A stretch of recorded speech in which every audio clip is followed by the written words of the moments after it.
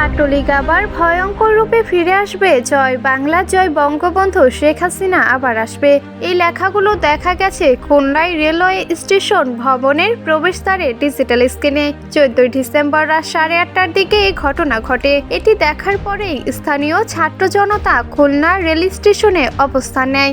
বিষয়টি নজরে আসার পর স্থানীয় জনতা স্টেশন মাস্টারকে অবরুদ্ধ করে বিক্ষোভ করেন। পরবর্তীতে বৈষম্য বিরোধী ছাত্র আন্দোলন ও খুলনা মহানগর বিএনপির নেতা কর্মীরা ঘটনাস্থলে উপস্থিত হয়ে পরিস্থিতি সামাল দেওয়ার চেষ্টা করেন। রেলওয়ে পুলিশের ভারপ্রাপ্ত কর্মকর্তা মোহাম্মদ ফেরদৌস আলম খান গণমাধ্যমকে এই তথ্য নিশ্চিত করে জানান, ব্যাপারটি জানার পরই রেলওয়ে কর্তৃপক্ষ দ্রুত স্ক্রিনটি বন্ধ করে।